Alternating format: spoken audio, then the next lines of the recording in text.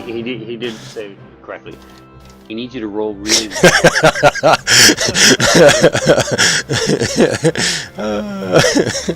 That's funny.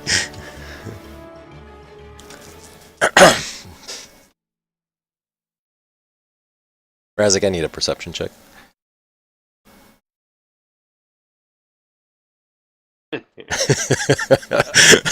That's funny.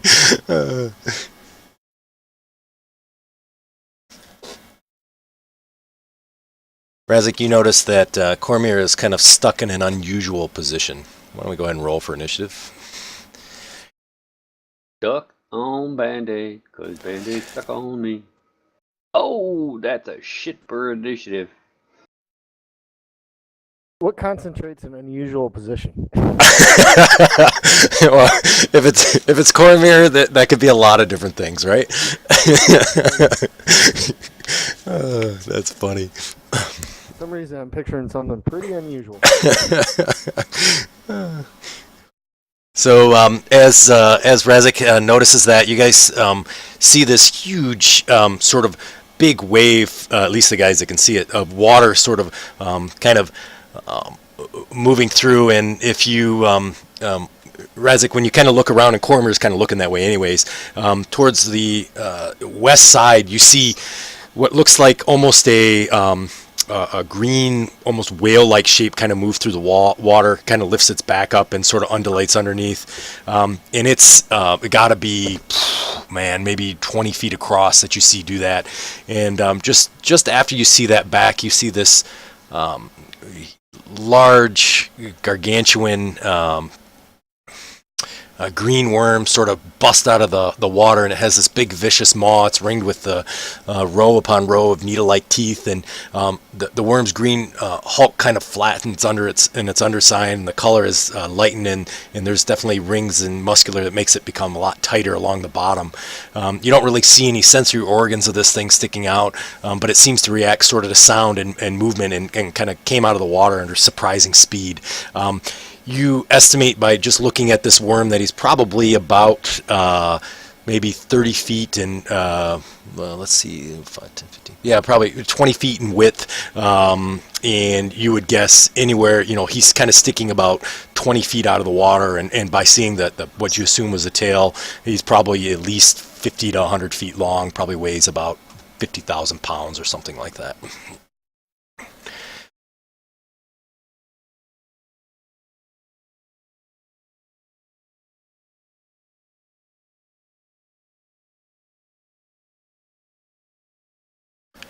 All right. Do I have a good image? Oh, no, not yet.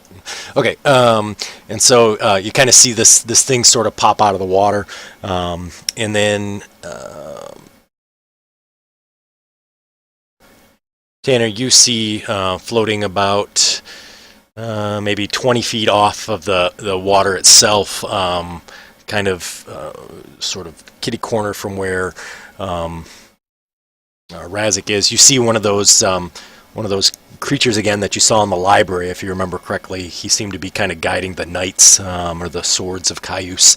I don't know if you remember him very well or not, but you kind of see him over on the other side. Yeah. And he immediately kind of hurdles this kind of hissing, hurtling ribbon of pure darkness kind of flies out of his hand and goes right towards Razik.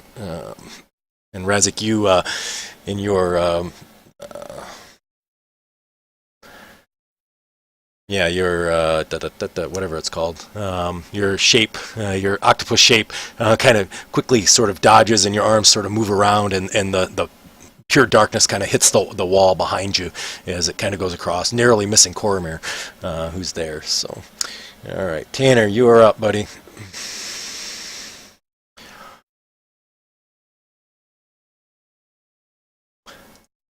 5-foot step behind Cormier. Alrighty. I will gently touch Cormier. Alrighty. Sounds good. Oh yeah, I'm sorry. I need initiatives if you guys haven't gotten them yet. Carl. All right, Carl. Carl will be next. All right. And what are you gonna do when you touch? Yeah, I'm not even gonna ask where you're gonna touch him. Freedom of movement. Just added it today. Nice. So, Cormier, you're all of a sudden able to kind of move around and talk. Oh, sweet.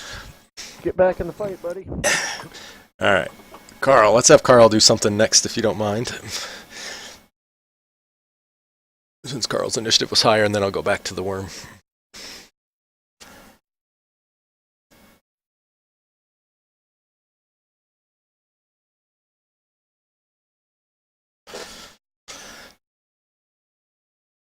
And so Carl is kind of floating, right? In that wind walk, you still stay in you're still in corporal form, right? You can still move around and fight and stuff. Yeah. Okay. I linked it because I knew it'd go away. Yeah, and I'll scroll up and find it. I couldn't remember. Lasts like 12 hours. I think you come. I don't know if you come out of it. I'm not sure. I'm gonna find out. I'm gonna look right now and see. You alter the substance of your body to cloud-like vapor. You and other creatures which acts independently normally. Speeds. Reading through. Sorry. It actually wind, I think. It actually goes away. I know it lasts 12 hours, but I don't know what happens when you get in combat. Do you know, Nate? You still wind?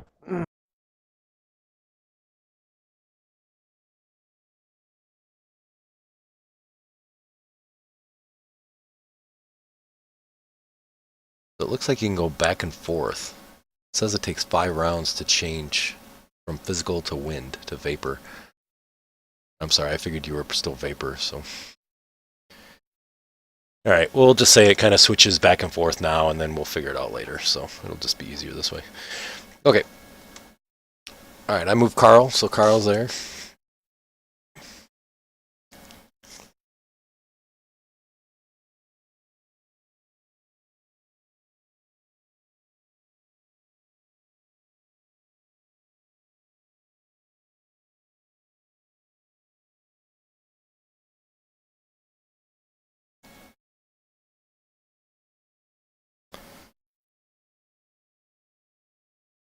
Alright, so Carl tries to hit him with the talon and misses.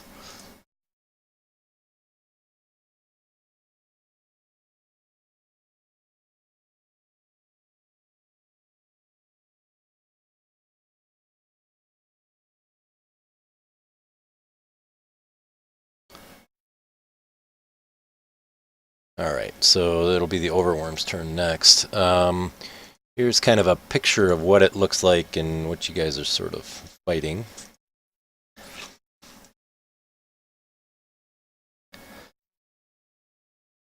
Kind of see it's kind of like a manta ray or a eel of some sort. All right.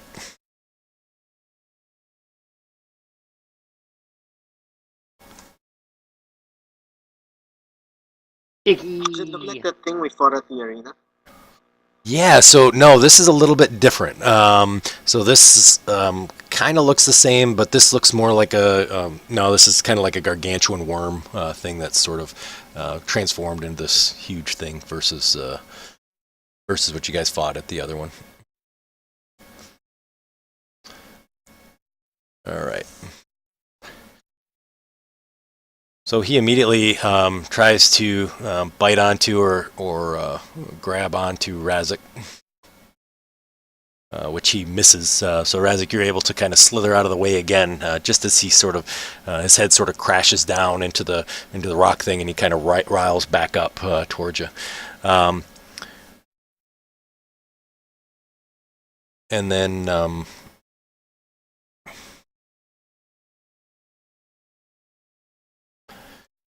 And just before that, you, before Cormier has a chance to go, there's another sort of black sort of ray that sort of shoots across in front of you, and you see a second worm caller kind of sitting over the other side, and he also shoots again another black ray towards you, which misses and goes wide. All right, Cormier, you're up, buddy.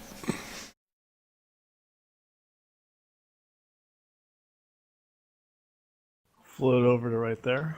Alrighty.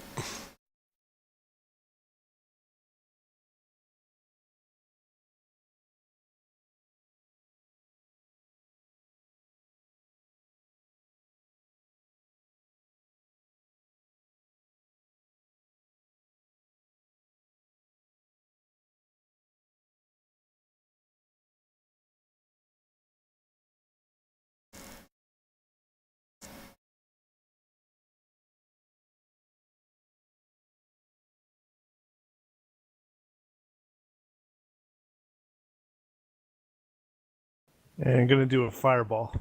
Nice.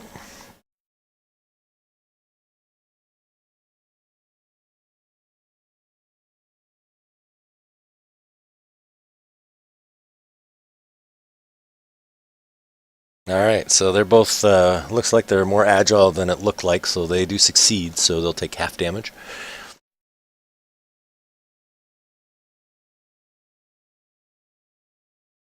I think you can just, oh yeah, you'll have to retarget them and then do half, I think. Or you can roll the damage and we can apply the half either way. You can roll it and then we'll apply the half. That'll be easier. All right, I'm going to half it and then apply it to him. All right, so large fireball goes off. You see that the worms on top of the water sort of all get kind of burnt, and then more worms just sort of crawl up over the surface, and really it doesn't appear that they disappear at all.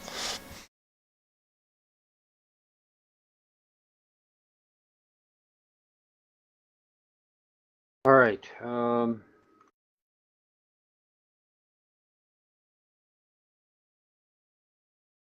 Line of sight then to the worm caller 10. Yep, sounds good. So I'm going to have. I'm going to give Chingo initiative 10 or Uh-huh. 9 or whatever the heck is. I'll have him charge.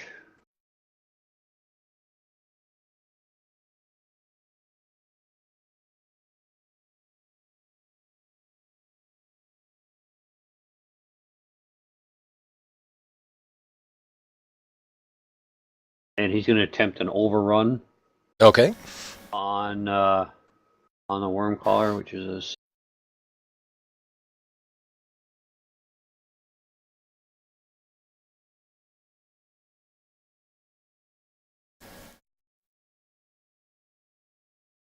All right, he he succeeds. hits. So He he knocks does. him prone, Alrighty. and that allows attacks of opportunity Yep. from Carl there. Correct. Carl's standing right next to him. Overrun and continue past.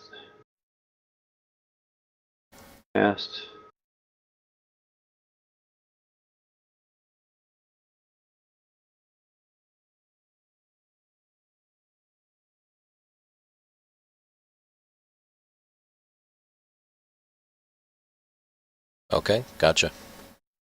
And so you're still kind of floating 20 feet up, right? Yep. Right, gotcha. Whatever the height was that it was at. Yep, It was 20 feet. I had to cross through, so yep. Alrighty. So knocking it over or however it does it. And, Yeah, so it's kind of laying flat, flying 20 feet because it's got airwalk on, right? yep. Right. So that would give Carl his attack of opportunity. Then Alrighty. Carl, you can go ahead and take your attack.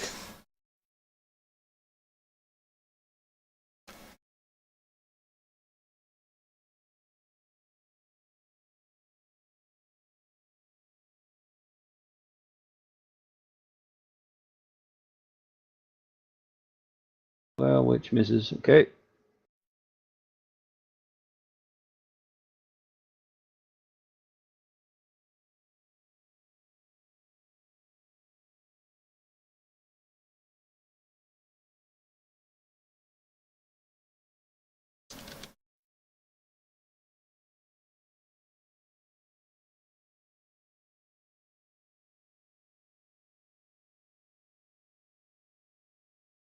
It was my gravity bow. Woo-hoo. Nice, nice. A critical hit. Yeah. There you go. That's the way to do it. Nice. Both hit. And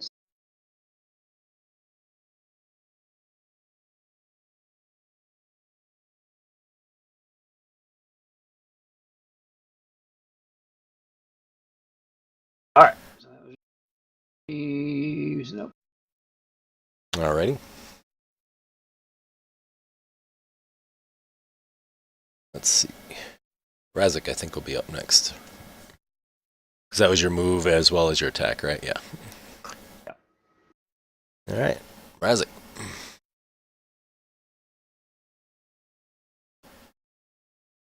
Now, did Carl do his attack of opportunity? I don't think he did. Now you get an attack against Wormcaller 10 because he got knocked prone from the overrun.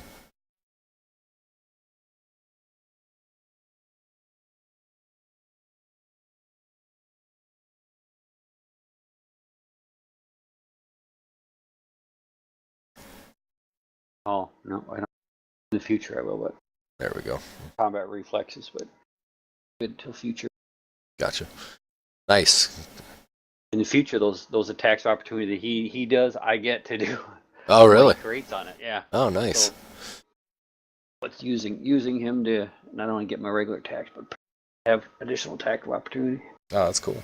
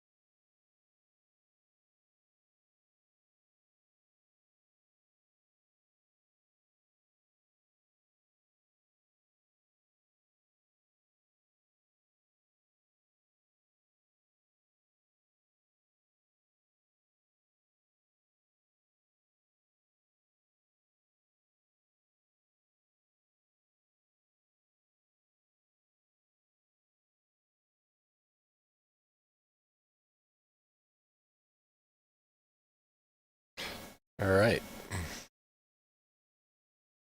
Oh, thought for sure that was going to be a crit.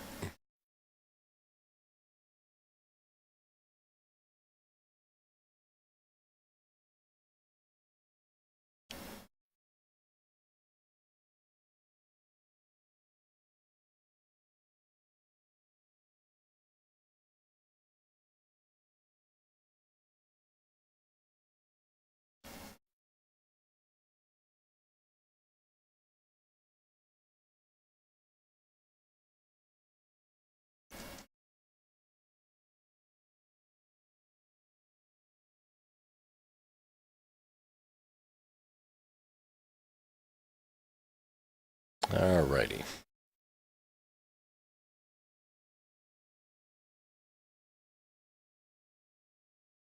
Carl's up.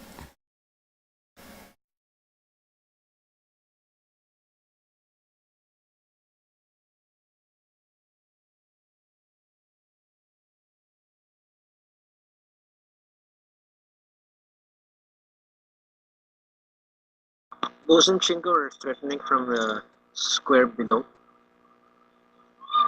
Chingo overran him, so he knocked him over and then continued on, I believe. Yep. Correct. He had the improved overrun, which knocks him prone if he combat maneuver. So Carl be flanking from here. I think he's 10 feet away from him, actually. Oh, yes, you can. Sorry, I see what you're saying. I gotcha. Yep. Forgot his reach is 10. Yep.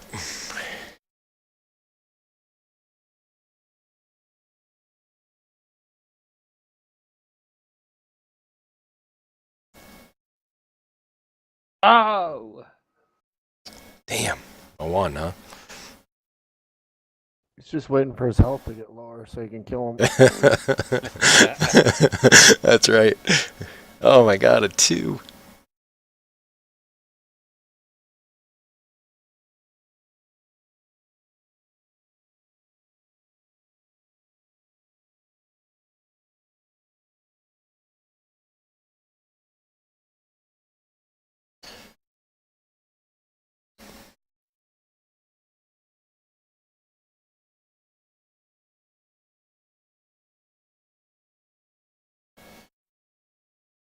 There you go. Nice. Kind of putting a hurt on him. Alright, so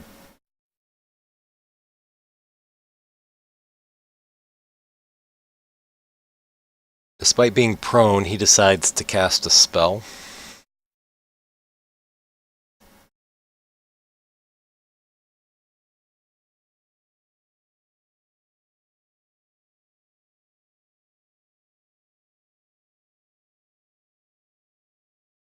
Means you guys get to hit him, don't Is that another AOO? Yeah, it is. Yep. Is he doing a concentration or attack of opportunity?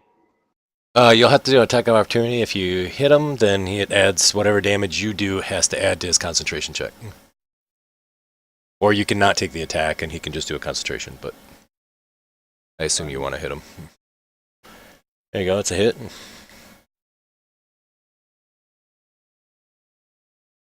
See? You were just waiting for the right time to hit him. That's right, 19, alright. And then it's a new round. Do you want Chingo to do an attack? He can't. Chingo's too far. Okay. Alright, Tanner, you are not able to recognize the spell that he's casting. Tanner, what's your caster level? 12. 12? Okay. Let's see. So this is 1 plus his level. So, okay. So he succeeds in his spell. Razik, you know it's a greater dispel magic spell.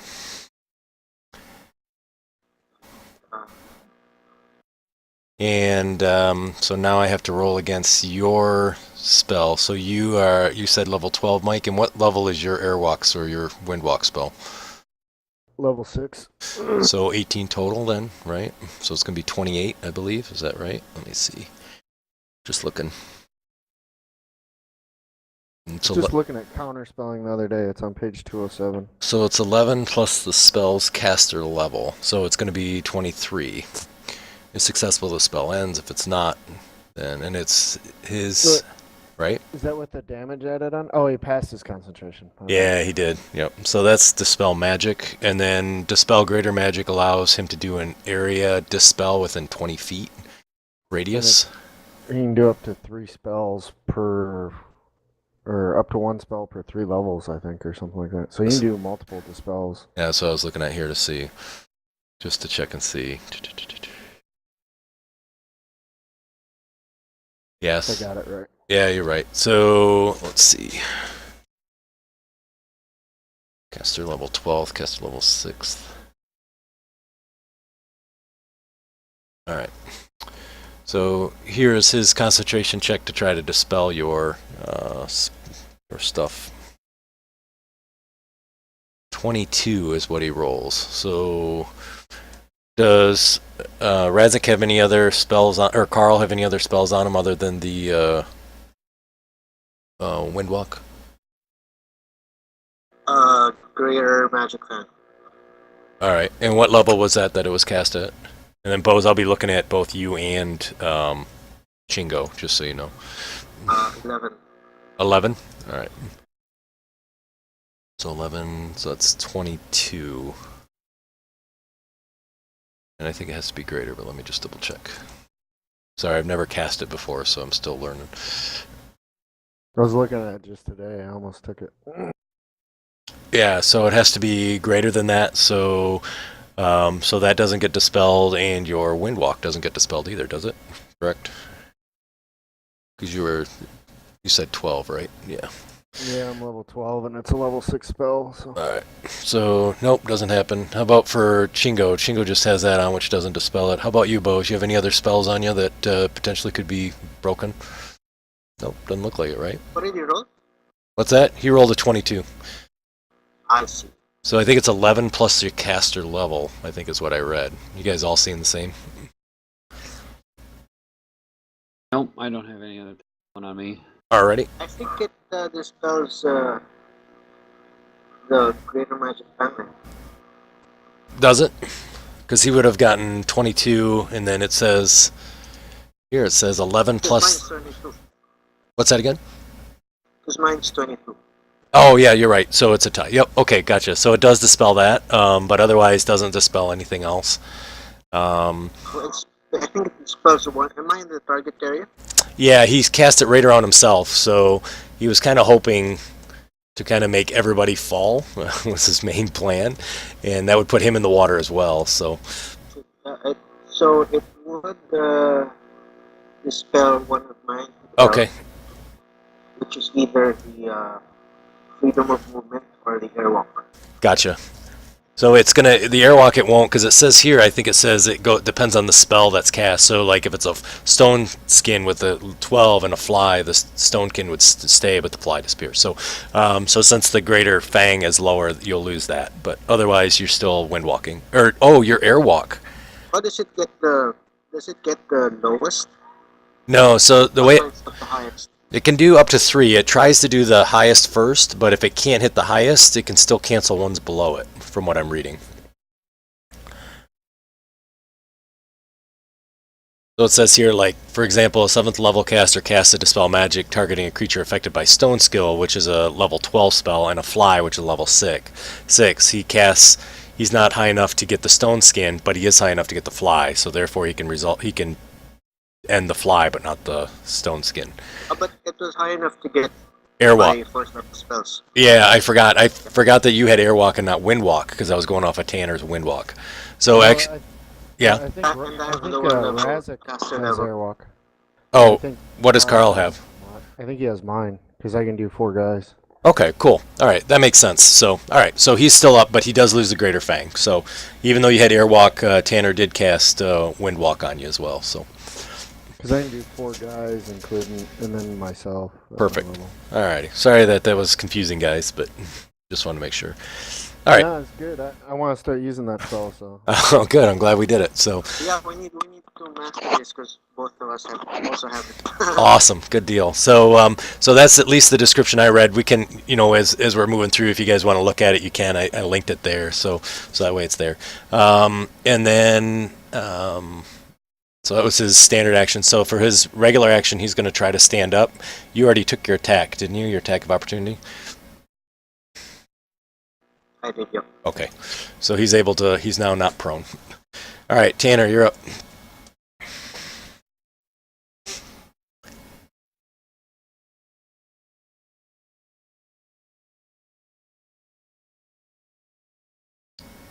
Okay, I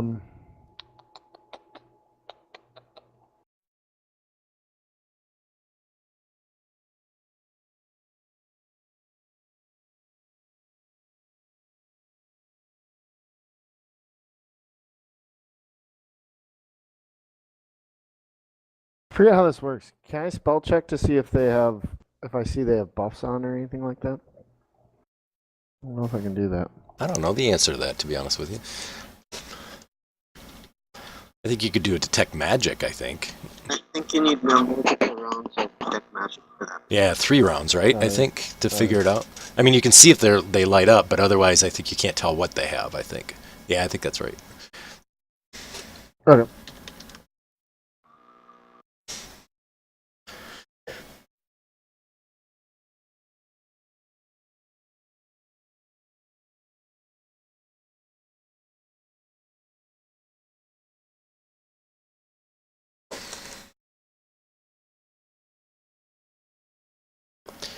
Dan, you weren't here last week. I forgot to tell you because I told the other guys. But when I made the module, I told them that it's significantly going to get harder. So just so you're aware, I mean the difficulty's like way ramped up. So just with the types of things they can do and whatnot.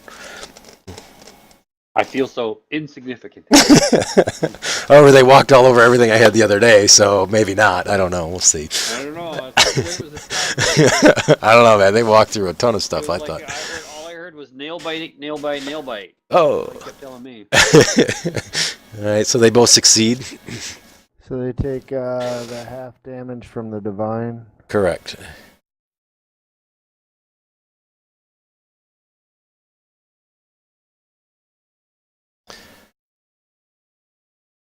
Do you have the half damage coded in that? I can't remember if you do or not. I'm using the modifier. Oh, yeah, that's perfect, man. I love it. That's awesome. I forgot about the modifier. Been playing for a year. I should have picked up a little bit. That's all good, man. Nice. So, so you kind of a big thing of flame comes down from the ceiling and strikes against both the worm caller and the overworm. All right, cool. Nice. I put step there and I'm All done. right, perfect. Well, the overworm doesn't really like the competing large octopus that's sitting right in front of him, so he again tries to reach down and bite. He misses again. He's not very good at it. And after he attempts his bite, he immediately goes underneath the water, and you see this forever-ending long tail kind of zip underneath the water, which you guess he's probably about 80 feet long. And he is underneath the water.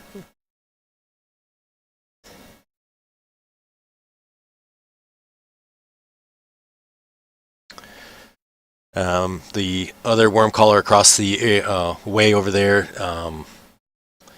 decides that he's going to cast a spell as well. I'm waiting for it. Thank you. Tanner, you know this spell is Flame Strike. Hey, that's my spell.